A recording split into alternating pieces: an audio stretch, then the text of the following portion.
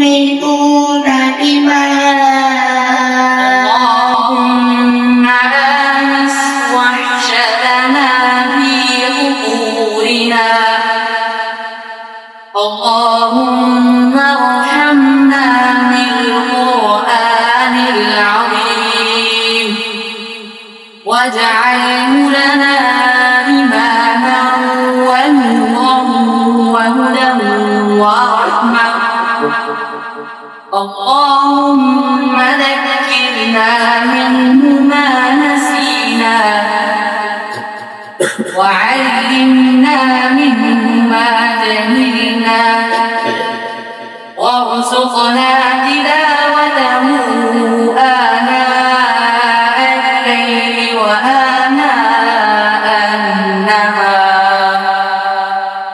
واجعله لنا